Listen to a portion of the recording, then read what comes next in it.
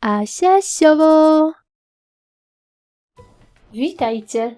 Dziś pokażę Wam, jak zrobić aniołka z pianki kreatywnej. Szczegółową listę wszystkich potrzebnych przedmiotów znajdziecie w opisie tego filmu.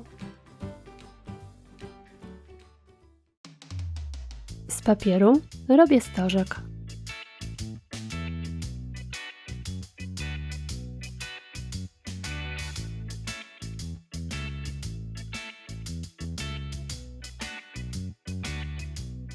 Odrysowuję na piance 6 razy. Wycinam. Każdą część sklejam w stożek.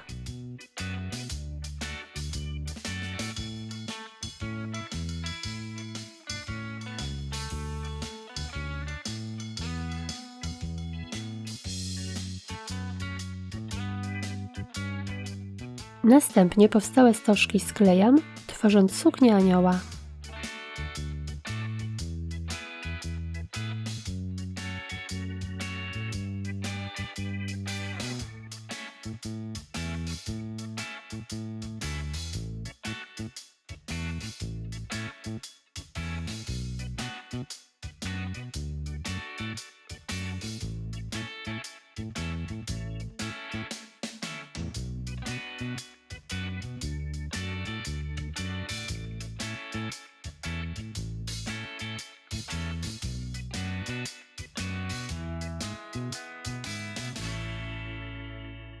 Z pianki wycinam prostokąt.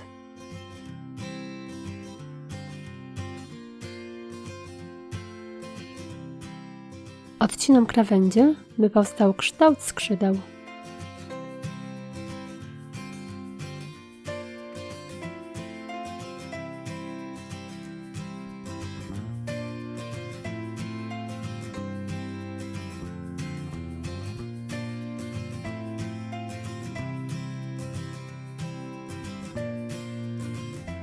Przez środek składam harmonijkę.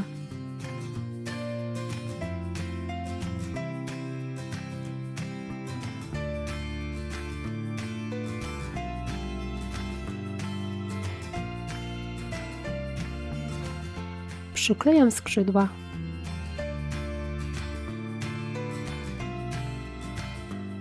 Mocuję bombkę.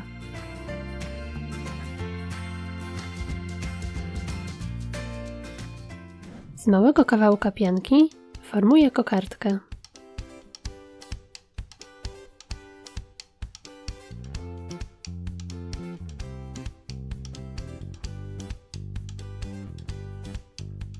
Przez środek przyklejam cyrkonię. Mocuję do aniołka.